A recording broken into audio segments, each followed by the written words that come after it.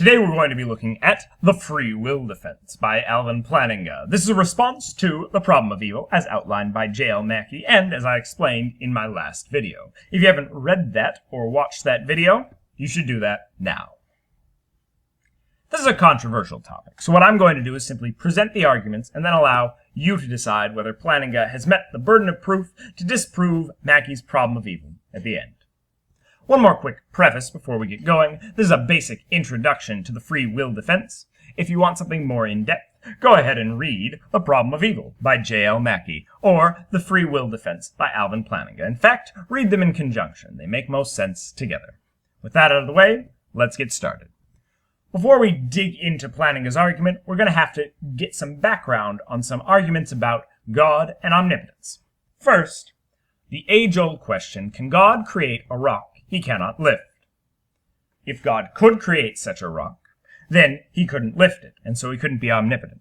But if he couldn't create such a rock, there's something he can't do. Therefore, once again, he can't be omnipotent. The general consensus is that this is not a limitation on God, rather it's a limitation on the conception of omnipotence. Omnipotent beings, no matter who they are, cannot create contradictions, things that would be contradictory, i.e., a rock that God couldn't lift. We also are going to look at some background on Plantinga's conception of free will. Remember, this is a specific conception of free will, and there's a lot of debate about this that I'll mention later. Imagine that God is sitting up in heaven, and he sees Bob down on earth, and Bob is about to make a choice between something good and something evil. If Bob is to be completely free in this choice, no one can intercede. God can't push Bob towards one option. God can't eliminate another option. God definitely can't choose for Bob.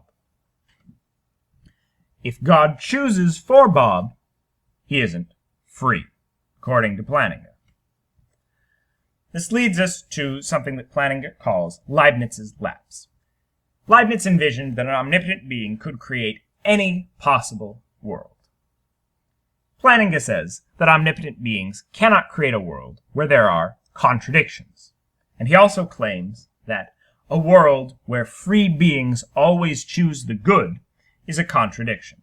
Basically, a world where God forces you to choose the good is not a world where you are free. Let's look at this in terms of a story. Imagine God is sitting at the beginning of the world, and he looks at his huge bookcase of possible worlds. Each of these books has a description of every single event that's going to happen over the course of the world. There's a very, very large number of these. God looks through all these, and he's looking for the best possible world to actualize and to create for us to live in. We imagine there's a set of worlds where people have free will. There's another set of worlds where people have no free will. And there's probably a set of worlds where free will doesn't matter, or there's nothing but the void. Not very important for right now. The point is that all of these worlds have various degrees of good and various degrees of evil. Let's say God's narrowed it down to two worlds. One where we have free will, but some evil remains. In fact, this is the best possible world that we have free will. But necessarily, some evil remains because people are free to make choices about what they do.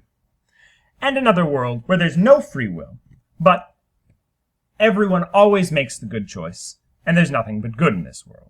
According to Plantinga, the choice is clear. God must, and in fact did, choose the world where we have free will, but some evil remains. According to Plantinga, this makes these four propositions consistent because the evil that exists was created by us, and it was created from the fact that God gave us a greater good, which was the ability to freely choose. There are some lingering questions we probably have for Plantinga, such as, what really is this libertarianism that he's committed us to? This is not libertarianism in terms of politics, but rather in terms of the position we're committed to in terms of free will. It's not something I'm going to get into right now, but it's something I'll tackle in another video. We also have the idea of natural evil. Earthquakes, hurricanes, and tornadoes seem to be pretty evil. They kill a lot of people, but they don't seem to really be a product of human choice or human free will. It seems God could have created a world without these things that would still have allowed for our free will. We also haven't tackled the evidential problem of evil technically, but that isn't really Plantinga's project here. That would be more the job for a theodicy, which basically tells a story of why evil exists in the world. The general consensus is that Plantinga has defended theism against the problem of evil, but he's done so at a cost. He's done so at a cost of committing us to libertarianism. To be very clear, this is not a proof of God's existence. This is a defense of God's possibility. Mackey launched an attack on anyone who believes in God, saying that God is not possible because of the logical problem of evil. What Plantinga has done is brought this back to center, left it as an open question about God's existence, which, as a good skeptic, is exactly where I like to leave most questions. So, I will leave you with a quote from a biblical scholar. According to philosophers, God, in making the world, enslaved it. According to Christianity, in making it, he set it free. God had written not so much a poem, but rather a play. A play he planned as perfect, but which had necessarily been left to human actors and stage managers, who since have made a great mess of it. Stay tuned for more videos at Carneades.org, and stay skeptical, everybody.